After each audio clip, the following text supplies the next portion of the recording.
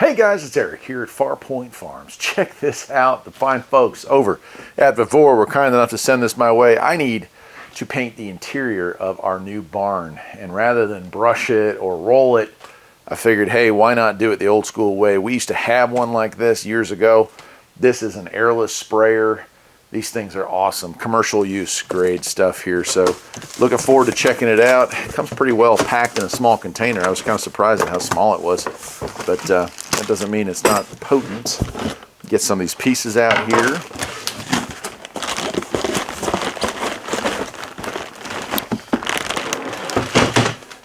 Cool.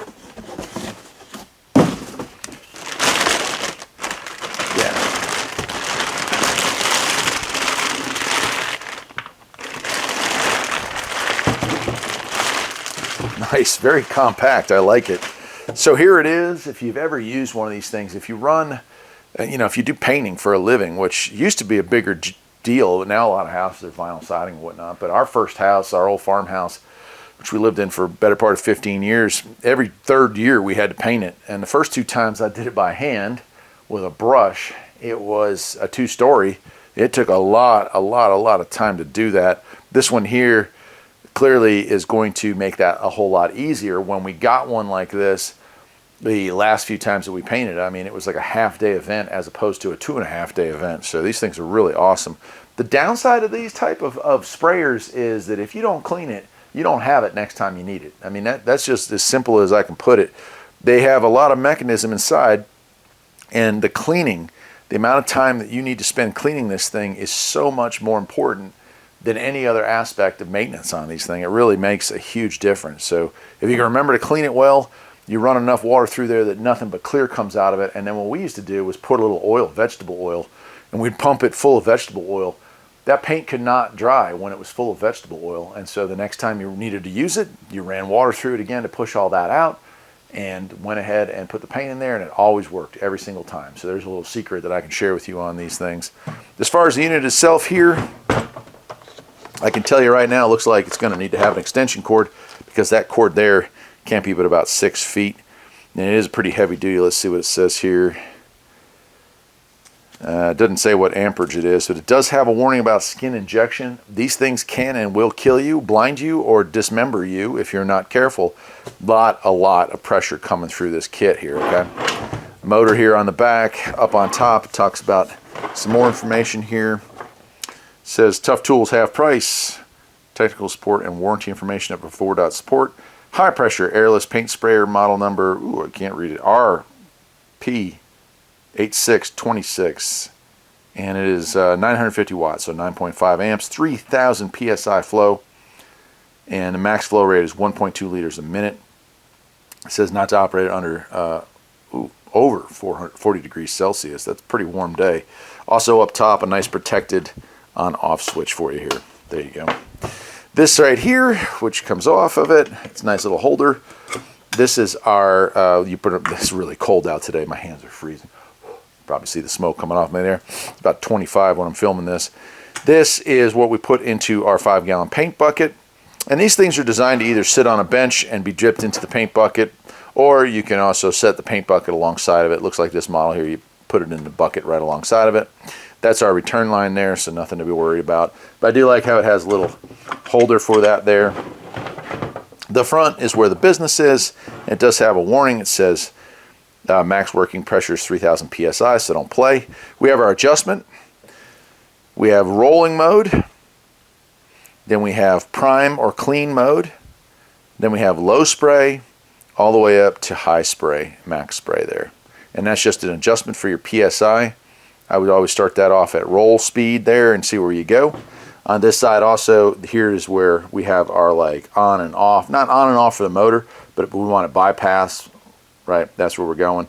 The front here, this little rubber piece is protecting it currently, but we can get this. I'll have to get a knife here and cut this, but looks like a pretty nice quality piece of machinery there. That rolls out. And that's our sprayer. This is our nozzle. Yeah. And then we have some extra features in here. I was going to say, it looks like we might be losing something, but that's what I'm looking for. So it does come with a second mesh screen, which is nice because if you goof that up, you got problems. Comes with a nice wire brush here that's going to allow us to clean out all our little fittings. And then this is what I was like, where is it? The spray nozzle, which is probably the single most important part of this kit. And it does have some spare stuff in here. So spray nozzles right here. And really nice. That's a nice quality. Right, thread the hose on to the bottom here. It's a rubberized grip, so it's not going to kill you while you're using it. It is changeable. You can spray this way, move it upright, and spray this way. Or I'm sorry, this way. Right, and there's some getting used to here with this stuff. Also, this stuff all comes apart when you're done for the day. Like I said, man, cleaning. Get in there and clean that out. Get in there and clean that out. You can replace O-rings if needed. And also you want to make sure that all this stuff is fairly snug. It does look like it comes with wrenches to make sure that all this goes back together in a way that isn't going to cause you to have stuff coming out sideways and all over the place. You will take a bath when you use one of these sprayers though. It's just so much mist, so much kickback when you're using it. And of course that kickback is also a little bit of waste, unfortunately. That's the only downside to using something like this. Looks like there's a lock. Yeah, you can put a lock on there so that you can't kick the trigger anymore. Turn the lock off. Now we have full operation. Cool. On the bottom here, this also unscrews if you need to, and there is another filter in case you clog up the filter. Like I said, if we had ours for years and used it on many projects, this one's going to get used on a relatively large project. And I guarantee you, all you got to do is keep it clean, and it'll last a good long while. If you don't, though, you'll wonder why. You'll say, "Oh, it's junk. It only lasted like one use." That's on you, my friends. There's also a little O-ring that comes with the kit. If I can get it out of there. Here we go. So it actually came with, it's like a manual just for the gun. I'll go through that with you real quick. And it's saying to wear eye goggles, wear a mask, fire explosion hazard. If you use this with latex, no explosion hazard. Use it with enamel, something you have to thin out with turpentine or whatever. You have an explosion risk. You're creating a fine mist of a flammable liquid that creates explosion hazards. So be careful with that. It says not to smoke around. It sounds like a very wise idea. Don't spray near children. Always wear appropriate stuff. Don't overreach. You'll fall off a ladder and kill yourself. Sounds reasonable. Do not kink the hose. Do not use the hose at temperatures or pressures in excess of what's specified, so nothing over 40 degrees Celsius. Trigger lock, handle, yeah, everything we just went over there. And then it talks about cleaning and shows how to change a tip. So there's actually some really good photos in here. I gotta say, now come closer here so you can see this stuff, but like the pictures and stuff, this is a pretty comprehensive manual. Sometimes when you buy stuff, you don't get good manuals for it, but it's showing the breakdown on how to fix this stuff when something does get gooed up, and the inevitable happens. If you stop for lunch sometimes, that's all it takes to goof it up. Tip sizes, there's a formula on how to do that. It includes that. It's pretty cool. And of course, if you were to goof up and have an issue, you could always replace just the handle. You don't have to replace the whole unit.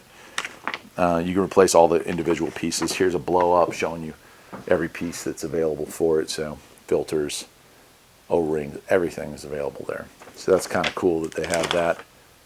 Nice. All right, now let's move on to the main unit here. Like I said, it did come with some wrenches, which is nice of them to do. Put that back just so I don't lose it. And that's a significant manual on this one too. Looks like a 17, a 19, two sets, 17s and 19s, right? Because you have to hold one thing to break it loose. It's kind of cool.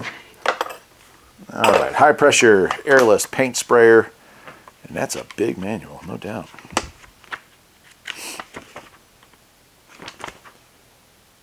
Let's see what it says here on the front page. Okay, we have the RP8626. They also have an 8626 Plus that comes with like a dolly, really, to carry it around. A lot of warnings here as well, making sure not to hurt yourself. Follow local codes.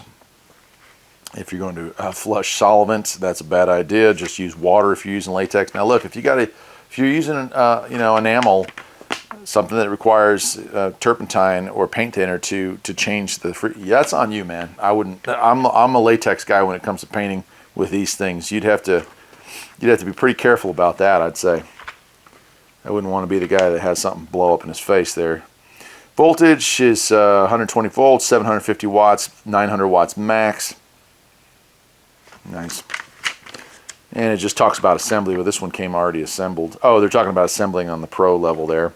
Shows the lock again. So some of the stuff is kind of redundant, but it does have good pictures for and good explanations for setting up, how to get your paint bucket in there and all that. You can see setting it off, the power button, how to prime the unit, and I'll bet it spends a good amount of time on cleaning if it has any idea what it's the most important part of this thing, to clean that. We've got another down there. Yeah, it says painting, high pressure, slow and fast, the spraying technique, about a foot away, half a foot away. So that's cool. Yeah, like this is really in depth. I got to say, I'm kind of impressed with the fact that they're doing it like this, where they've got everything in here. Use the correct cleaning fluid. Using solvent-based cleaning fluid on water-based paints will result in a substance that is extremely difficult to clean. Have you ever put paint thinner into latex? It is, it's a terrible idea. It turns it into like this goo. So make sure to just run water with latex. It's the best way to do it. You could use soapy water if you want to. That won't hurt anything. And talks about storing the sprayer. It is very important that the sprayer is not stored with water or water-based materials in the pump. Right, it can cause corrosion and damage them. So what we do is talking about multi-purpose light machine oil, such as sewing machine oil. All right, you could use Marvel Mystery Oil in this. I also know people who have done that. We just used vegetable oil since it's biodegradable. We get out to a job site when we were doing stuff for other people. You don't want to be pouring Marvel Mystery Oil on somebody's lawn when you're trying to get the thing primed and ready for using actual paint. Vegetable oil, on the other hand, you're not harming anything. And it seemed to work really well. And then it does talk about maintenance and repairs. So, pretty awesome. Look, in part 2, which will happen sometime in late June, early July, we're going to be painting that barn. It is 20 by 24 plus the ceiling. And if I were to roll it by hand, holy cow, would it take some time. With this thing, I imagine I can have it done in less than a quarter of a day. It'll probably, each wall will probably take 5-10 minutes. And I'll do 2 coats because we will thin the latex out with just water. Spray's a little easier. I will say that about these things. If you get a 5-gallon pail, of latex, you're going to spray a house, spray a barn, whatever. Go ahead and get another pail and probably add a gallon of water to that 5 gallons to thin it out some. Stir that up real good. It helps it move through the unit and it helps it work really well. But I guess that'll do it. It's pretty awesome airless sprayer from VEVOR, and it looks like a really nice one at that. I'll see you in part 2. Take care.